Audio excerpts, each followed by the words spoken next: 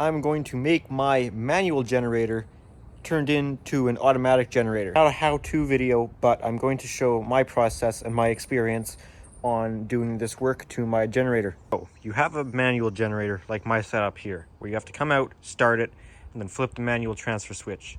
Now, it's going to be separate doing some work with the transfer switch. This video is just going to be making this generator automatic. So you have a manual generator like this, and you want an automatic generator like I do. You don't want to pay the high price tag of an automatic generator, or like my situation where it would only be a couple $1,000s more by the time I've spent this much money on the building and everything to do with this generator. It'll only be a couple thousand more for an automatic one. However, you can't find one that's not natural gas or propane when you don't have those utilities. So that's what I'm doing here, is I'm basically limited to gasoline or diesel. I have this gasoline inverter generator, which puts out very clean power and is good reliable power for my building. However, I want it to be automatic.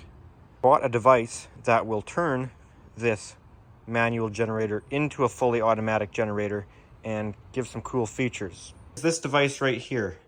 This is the V6 Autogen sold by DC Generators.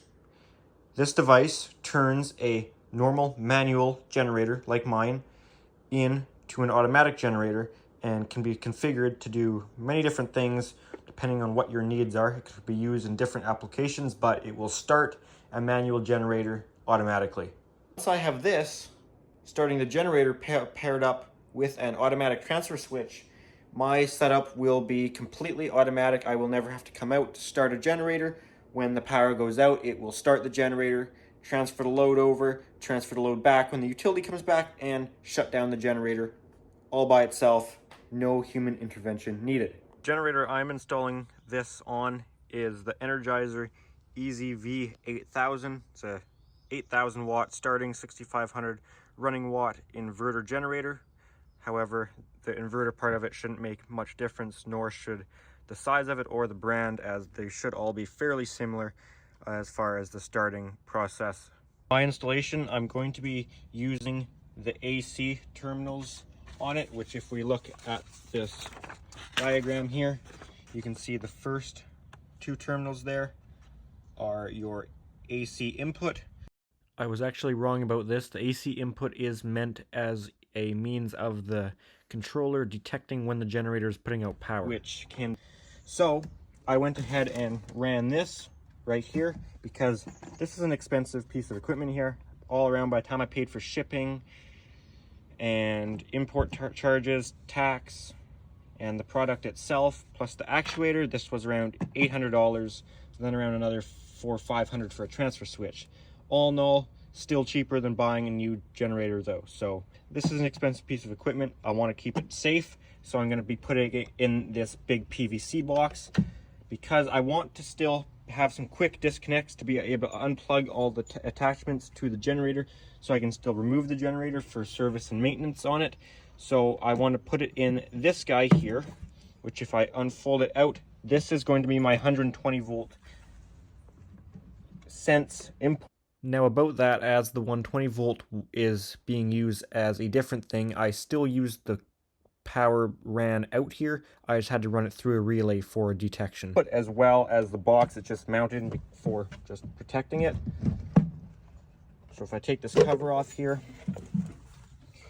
here is our 120 volt, which you can see this will fit into this box. However, I decide to mount it. I'm not 100% sure how I'm going to do it yet. And then I got a hole in the box where all the wires to the generator can run out from.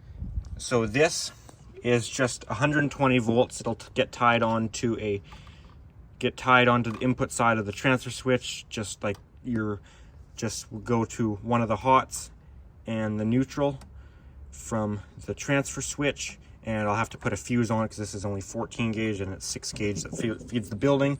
So this just goes up, goes into this box through the same conduit as the power to the generator, and it's coming out right now as this Lumex, which will get tied into the line side of the transfer switch once it's mounted there. Just for my install though, that may vary on how you want to start your generator. That's just what's going to work best for me. I have some white, black, and some red 16 gauge stranded, which will be my controls to everything on the generator. Off topic, but I did put the gazebo up so I can work out here without getting the heat exhaustion, because I don't want to do that. It's pretty warm out today. So to begin with, I know I'm going to need to take terminal 2 on the big wiring block is going to be ground, which can just come from the battery negative, and then positive from, I'm guessing, the battery pack on the generator. I could be wrong. Like, helper Ayla has showed up. How's it going? You gonna help me get this on? Yeah, you look pretty helpful. Alrighty. So this will go to our battery positive, so I'll know it needs to go on that lug right there. Connectors right here, and then that's a blue. Use the blue one. Okay. There's our positive, so that will need to come down from there and into the module. So it only needs to be about that long. Let's hook them all up directly into the module for now, since I will need to put in one of these guys, because I'm going to put a terminal number 3 needs to be connected to the kill switch. So I need to probably, yeah, I'm going to need to open this up.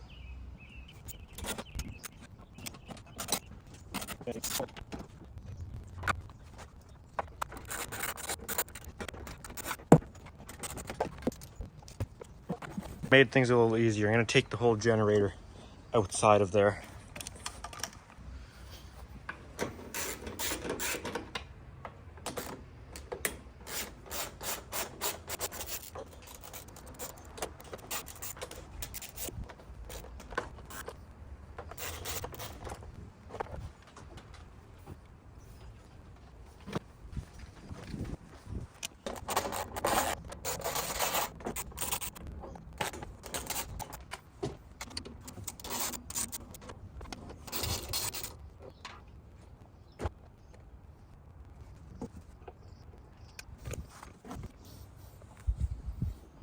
Last screw on the front, and this thing should come off, I'm hoping.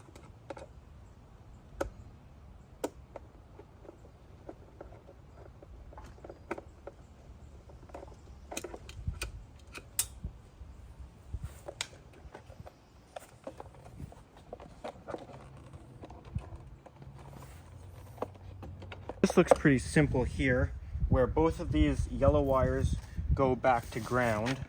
And it looks like we are supposed to take the wire off of our module and basically make this, give it our own ground, where basically I think if you touch either this black or purple wire, I'm still trying to figure out which one needs to ground, that's what turns it off.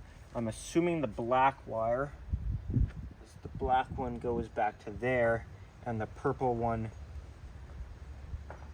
just goes to there. So I'm going to say the black one, if it goes to ground, that turns the generator off. So is what I'm going to do is I'm going to tap onto it, which I will just leave quite long for now. The black wire can slide into there, if I'm understanding this right. And we can crimp this guy down.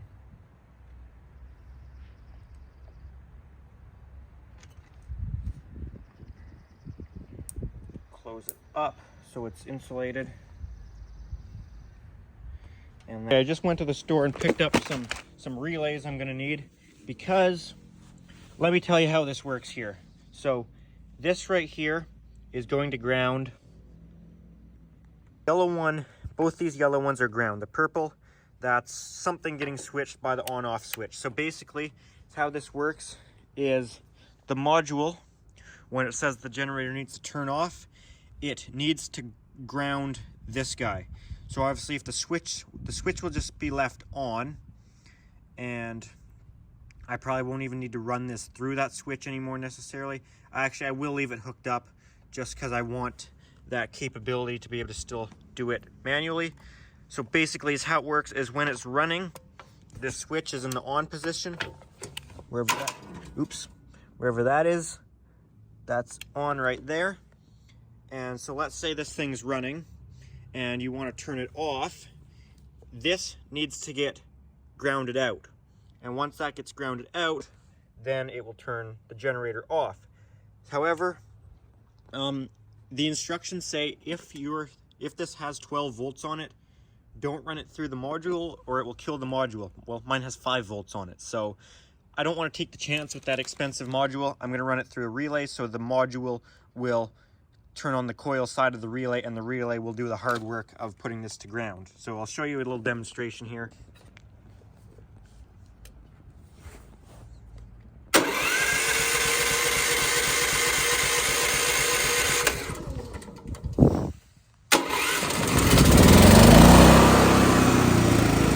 Once it's running, if you put this to ground,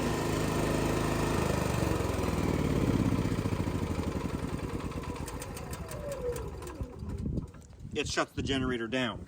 So this is what we need to switch through the relay to ground.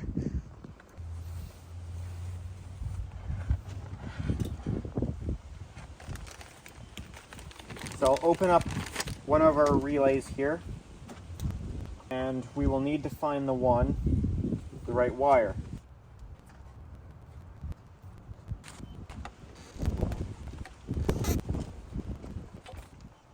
You know what? I did that wrong.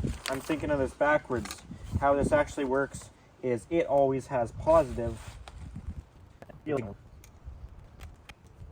Or sorry, the module will put it to ground. So the relay will always have positive, and it will just only get its ground connection when our AutoGen says it needs to. And apparently the positive 12 volt will come from input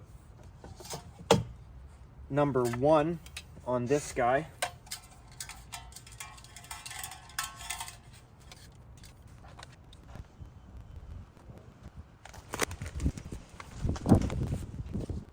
So the other side of the coil is 85 and 86.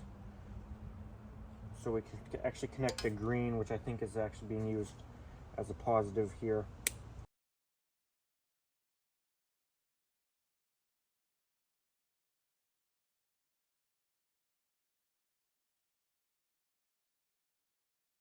Okay, that is our positive, which will get shared between all the relays.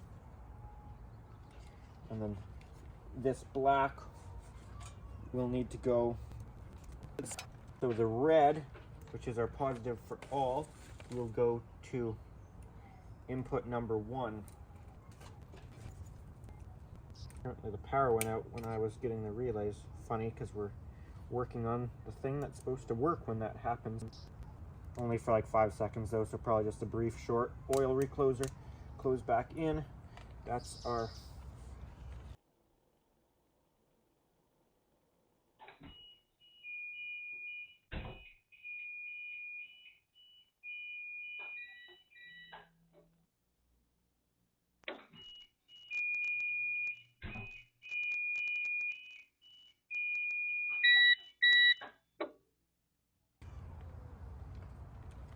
negative, or sorry, our positive for all. Now we'll go on to terminal number 3 for stop relay.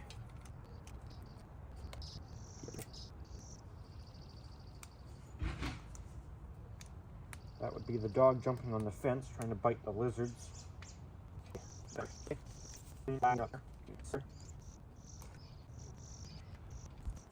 think I know what I'm doing here, but this could take a couple attempts. I think I know exactly what's going on here, but I'm sort of unfamiliar territories here. I've never done this before. Typically I show things I've done before, and I only show something on YouTube that I know exactly what I'm doing, because I've done it lots of times, either at work or at home or side jobs. This isn't the case. I've never done something like this before.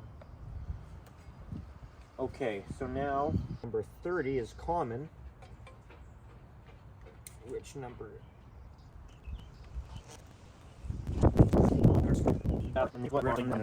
Okay, that should be that relay all hooked up. If it doesn't work for whatever reason, it's because the red wire needs to be the one on the ground bus, not the yellow. That would be the only thing. That's all wired back into this main block here. Now we need to do the start relay, which I believe the start relay can just hook up into this switch here, because if I'm not mistaken, that's the start switch. And I would think if I short those together, that should start the generator up. That should go.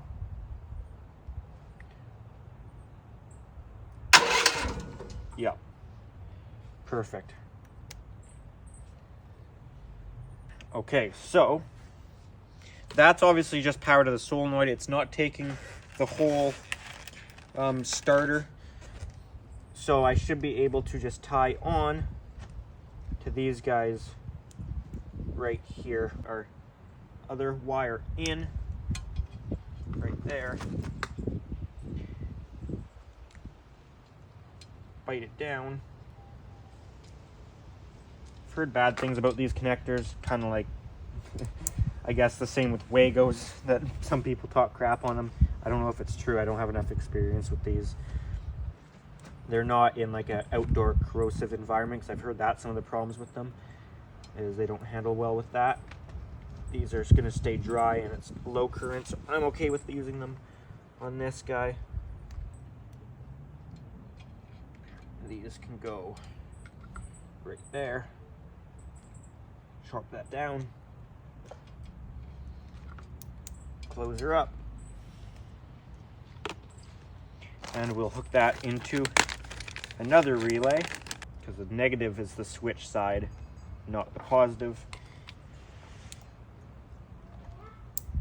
On the last relay, that went into the green wire.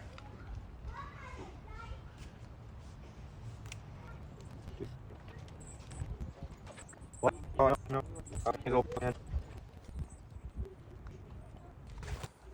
Okay. Now I need another black one ran.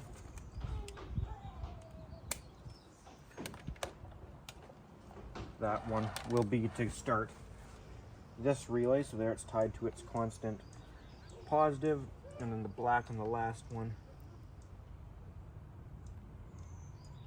went to the black.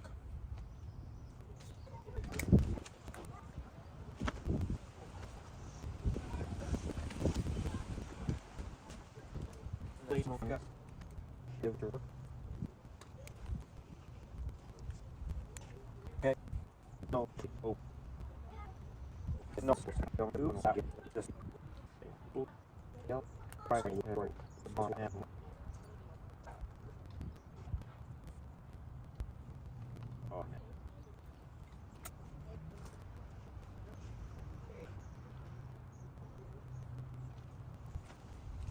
Okay, I hope it doesn't try and start.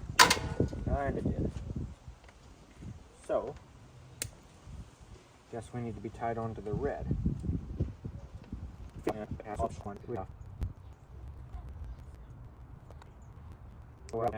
Probably no fun.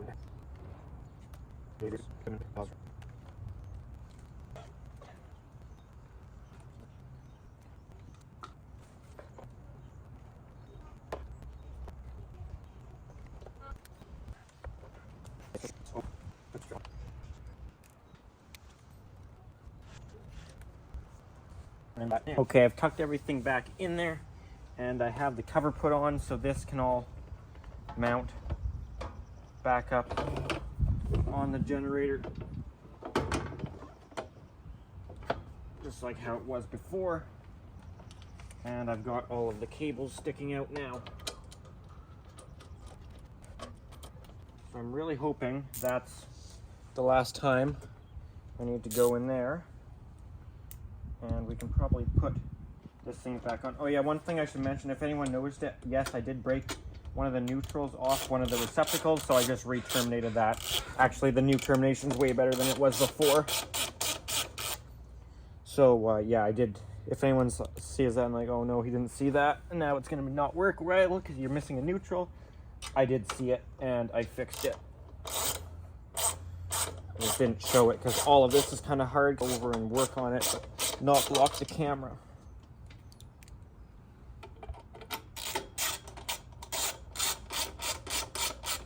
I may have to take this off again if I find something's not working. Hard to say.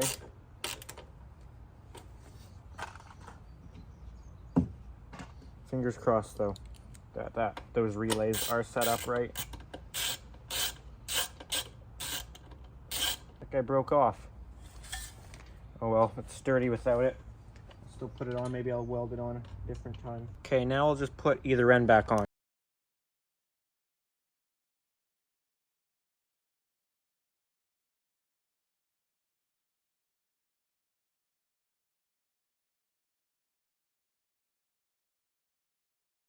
Okay, next step is the choke. So obviously the on, the start, and stop relays are tied into what they need to be to start it and stop it, but that doesn't solve choking it.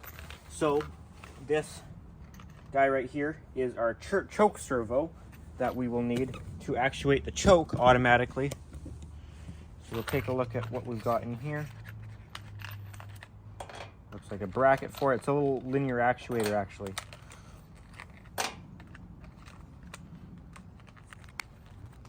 Okay. Instructions for this: red wire, constant 12 volt positive, black wire is ground, green wire is trigger. When trigger wire is grounded, the actuator will extend, applying choke. Trigger wire open circuit, actuator returns to its original position. So this guy, the choke's off right now, that's choke on. So off, it looks like, actually we might be able to mount that right on to right there. That might be able to work pretty well.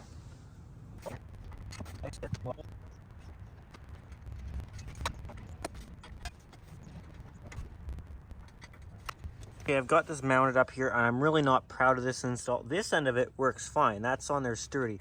This end's a little loose. I need to do something about that. It is under tension, so it shouldn't wiggle around too much because it's like the choke stops there and then it's kind of pulling it a little extra. So hopefully that will be okay. I'm going to tie this up to a couple things on here.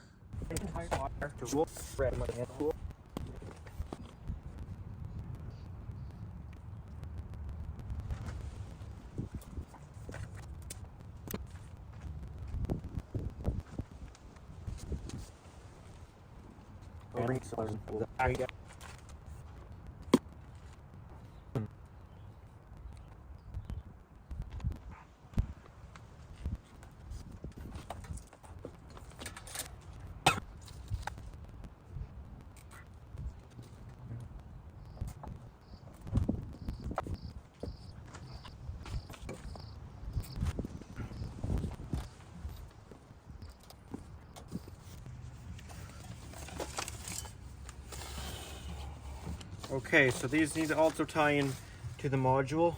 Okay, I've used a Moret on there since this one's not going to be part of the generator. That's going to be in its own little thing. I'm running out of the other connectors, so maybe sometime I'll come back. So that and the black wire just needs to go to ground. So to any ground. So that can just tie into this guy on here.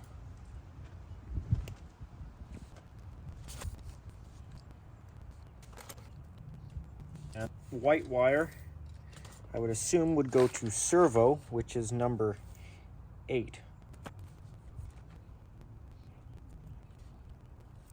Another thing that should be hooked up is what is known as the generator running circuit, where once that receives 12 volts, it knows the generator is putting out power, and everything's hooked up here and it's powered up. However, for some reason I'm not able to figure out how I get the thing to join the right Wi-Fi and how I set it up. It's the next day here and I'm still working on this guy. So I think I had the positive on the wrong thing. The positive from the battery is supposed to actually be on this first terminal, as well as I think the positive shared for all the relays. So I'm gonna have to tie that on. Don't mind the noise, doing a fire drill over there. So if you hear fire bells, that's why. And it's now blinking green, but I still need it to connect to Wi-Fi. Okay guys, it's the next day after that first part, and actually, no, it's 2 days after that first part, and I want to give you guys some updates on the situation. As I said, this is not an instructional video, and that's certainly going to show, because I did get some things wrong. First of all, the AC input that I was going to use as the means of detecting when power company power goes down or grid power is lost, the 120 volt is not for that application. You're supposed to use, I believe it was terminal 11 for that. Nope, that's the generator running circuit. Okay, it's the 12 volt aux power, auxiliary power you're supposed to use apparently. So that I'm going to have to hook up. I'll explain that. So you might notice there, well, there is still 120. That's going to this cord into here. That's how it detects when the generator is running. So you can opt for 120 volt detection or 12 volt detection, basically 12 volt off the alternator that keeps the battery charged, I suppose. The idea of that, I just thought 120 is easier instead of trying to follow it back before the one-way diode. So 120 volt works fine for that, and I am still going to be using this 120 volt because this is still going back to the line side of the ATS, the automatic transfer switch. So since this goes back to the ATS on the line side and it's 120 volt, that doesn't work when they use 12 volt. Basically your auxiliary input, it doesn't have to be 12 volt, it could be 12, 24, 48. Basically that's meant for this to monitor a battery bank. So when the battery bank gets low voltage, it will start, but it's not going to be a battery bank. I will just run 12 volt off of my common 12 volt, but I'll put it through a relay. So I ordered one. It'll be here this Saturday. It's currently Wednesday. No, it's not Friday or Wednesday. It's Thursday. Yeah, okay. Damn it, why can't it be Friday? Anyways, one more day.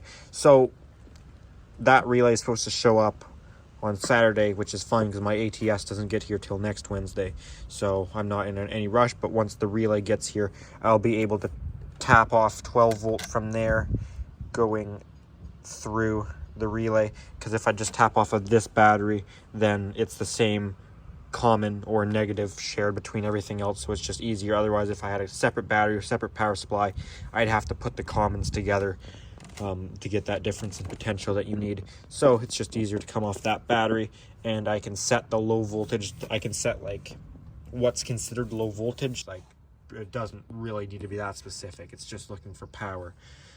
So that's how we're going to set up that. Now you might see that things aren't connected, and that's true. I don't have things connected because it's not exactly working right. It is working right, but it's not working right for my application. So first of all, I'm not talking anything crap about the company because they've actually been extremely helpful. The guy that I've been emailing back and forth all day long, bugging him. Anyways, the problem with that is because there's a 5 seconds in between, is what was happening is this thing would turn over the engine, and the engine would indeed turn over, but this thing, because of the delay on the AC, didn't realize the generator had actually started yet, which was a problem because once the engine was running, this thing would re-engage the starter motor when the engine was already running, which is not a great thing. So the way that we're going to get around that is I've asked him to program a 10-second delay instead of 5 in between the generator starting and it actually trying to restart it again if it doesn't see the AC. Because I think the 5 seconds isn't long enough. It's starting the engine's running, and then it's waiting 5 seconds, and then the AC is coming on just after it started turning over the engine for the second time. So I think if there's a 10-second delay between turning over the engine and retrying to turn over the engine. I think that should solve all of the problems, if that makes any sense, because it gives it longer for the AC to come on and actually realize the engine's running. The second problem is exactly the opposite. The thing won't turn the engine off, and the thing will rev up crazy and backfire and make a bunch of noise and basically won't turn off, because the last problem was obviously engaging the starter relay, or that relay I put in to start it when it shouldn't be. But now it's the turning it off relay. Obviously, when you go to flip it off, that's easy. You're just turning it off, and that's nice and simple. However, this is just a relay, and it only closes in that relay for a limited amount of time, exactly 5 seconds, which maybe this wouldn't be a problem on a smaller generator with a smaller engine, rotating a smaller alternator or generator head, whatever you want to call that.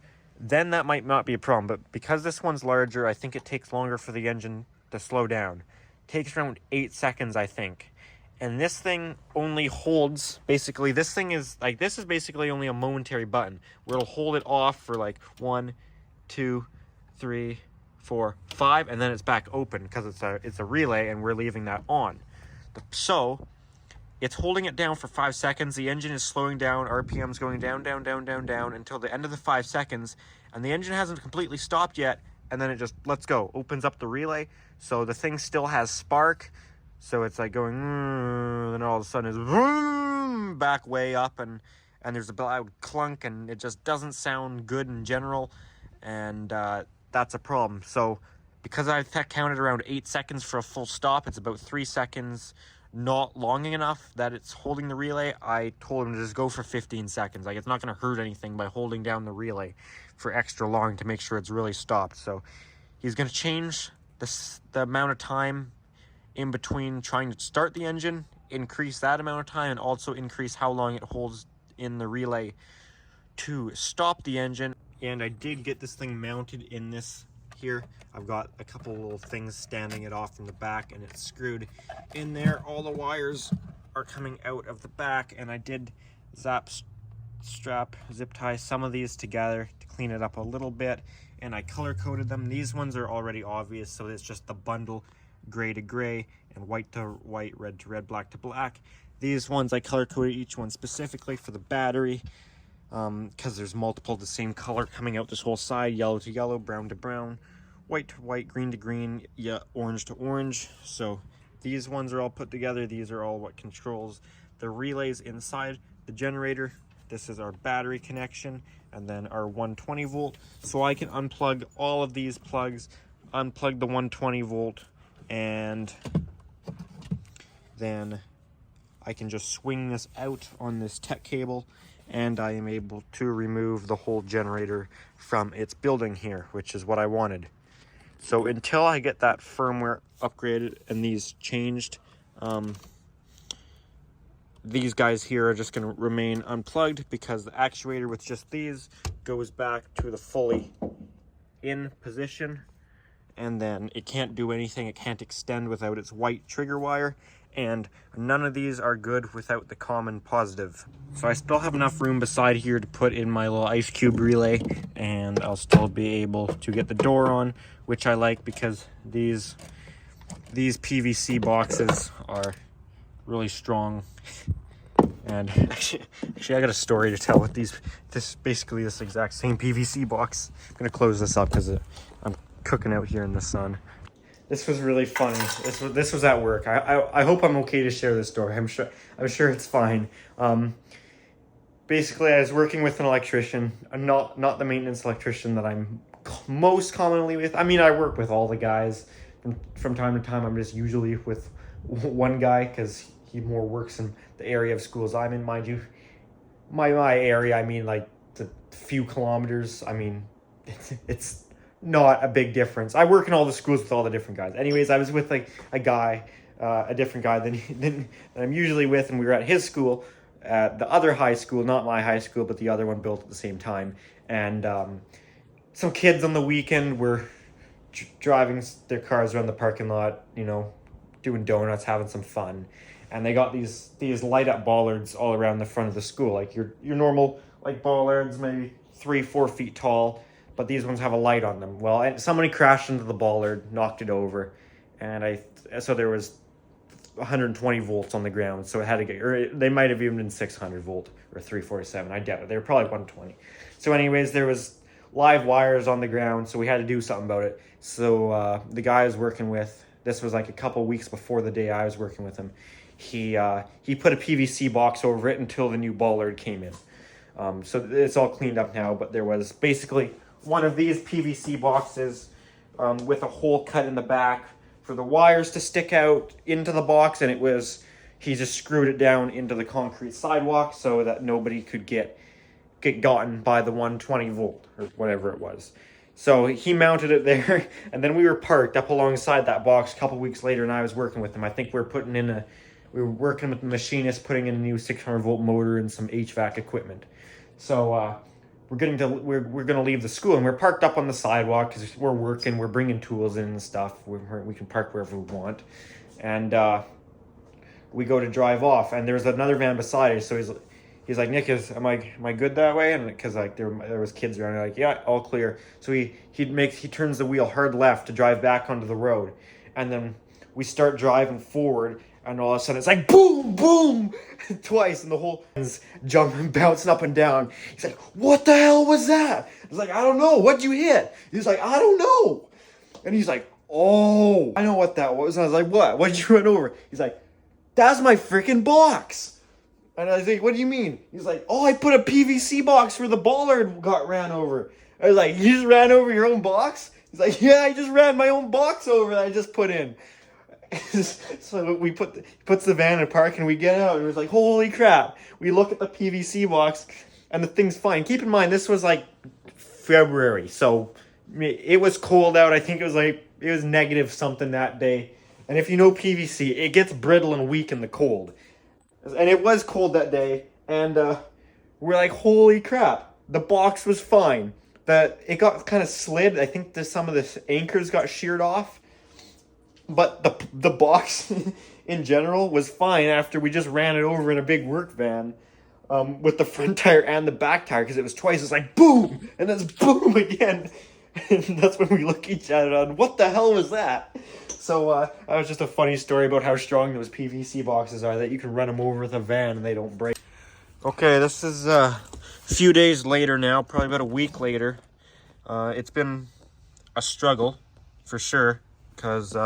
Mostly because the company and the guy I've been talking to is in a completely different time zone. So the time he's up, I'm sleeping. When I'm up, he's sleeping. So there's like 2 hours overlap a day where I have to work on this thing either really early in the morning or late at night. And that's how it's been going. So that's kind of been a little more of a challenge than I guess some other things might be. But the only other changes I've made is I've added a relay tied into the 120 volt coil. And I think it's on, right now it has 12 volts going through. So normally it would be referring to when it doesn't have power, I would guess, which would mean it's on the normally open, and when it has power, it closes in the relay and gives 12 volts from the 12 volt common on everything, puts it through to this terminal, or sorry, that's the incoming. Whatever's going on, it works now. I'm not exactly sure, because I thought this pin 10 was supposed to be battery bank monitor, because I had to change some very fine settings on it to match it with the battery on something. I don't 100% know what's going on, but it works. That's all I know. And it's been a little bit of more of a struggle than I was expecting to get here, but it finally does now work. I also have this battery charger kept on here just to keep the generator charged, being this thing does constantly draw a little bit of power, and eventually it will wear down the battery.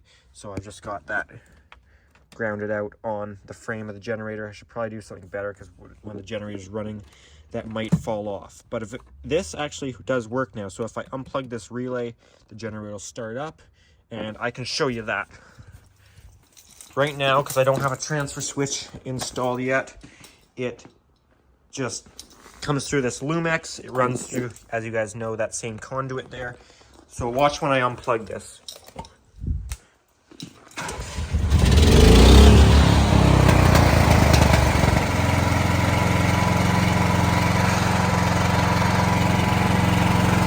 Generator's now running. I just got an email that the generator's running.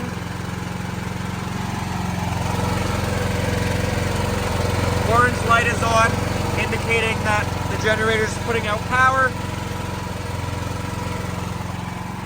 So that's what will happen when the power goes out. Oh, you're too slow. That's what happens when the power goes out, because this Lumex will be tied in to right here, the grid side of the automatic transfer switch. And when company power comes back on,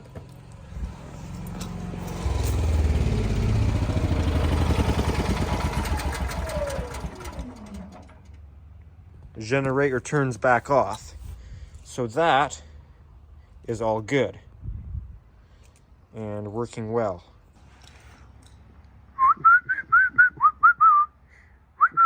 Hey!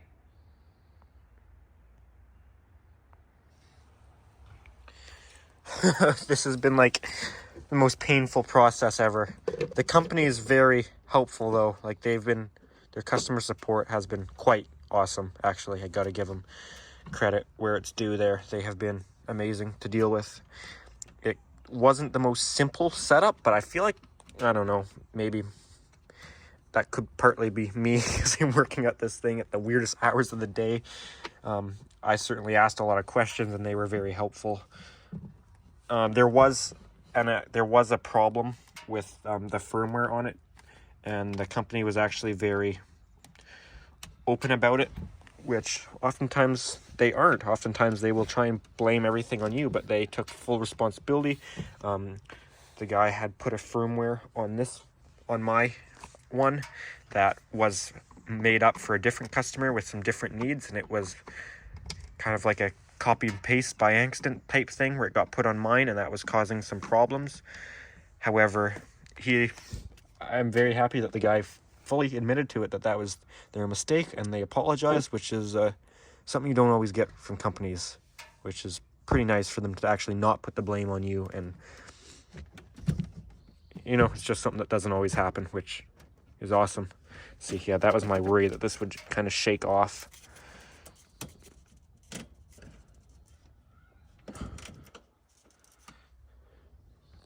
Anyways, that's closed up here. We'll have to come up with a better setup. Maybe I can put this somewhere else, and I'll maybe extend all of these and make it slightly more of a permanent thing so it's not just sitting right there.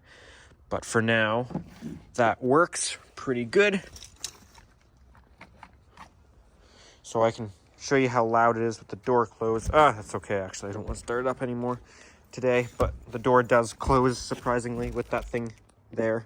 Actually might be slightly touching it, but that might be good. Hold it in place. Oh, you brought me this gross, disgusting egg thing. This thing's gross, Ayla. Why do you like this?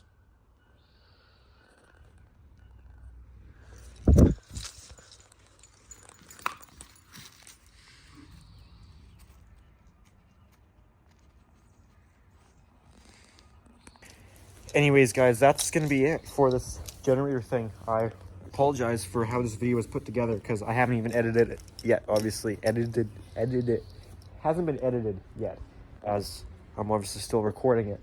But I just know I was really struggling. I was getting frustrated with this project, which usually makes me do a poor job at recording them.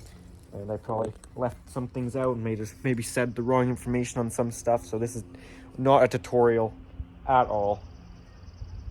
Hopefully, I don't think there's actually many videos out on the internet with this thing. I was kind of taking a chance because there wasn't really much information on it, and I just had to trust what I assumed, basically. But the company is really helpful, so if you want to do something like what I did, this thing's absolutely will do it. I have very limited experience with it though right now, so I'm not going to say too much that I don't know about. Anyways, it seems to be working, doing what it's supposed to. Just took like a lot longer than I was expecting and a lot more patience than I thought it might have, but it's here, it's working, so we're all good. So anyways, guys, that's going to do it for this video. I will have a video on finishing this project, doing an automatic transfer switch, that's going to be easier. I shouldn't say that because I'll probably jinx myself, but I've done transfer switches before. They're simple. The electrical side of it was pretty simple too. That was easy. It's all the programming and trying to get it connected to Wi-Fi. That was like, man, that was not easy. So anyways, guys, that's going to do it for this video. Like I said, I will have a video out on the transfer switch, so be sure to stay ready to see that one. Anyways, guys, thanks for watching. Give it a thumbs up if you enjoyed it. If you have any comments or questions, make sure to put those down in the comment section. And if you're interested, I do have an Instagram account at Pickle700 for bonus content and stuff posted earlier than you'd see on the YouTube, that sort of thing. Yeah, guys. Alrighty. Thanks for watching.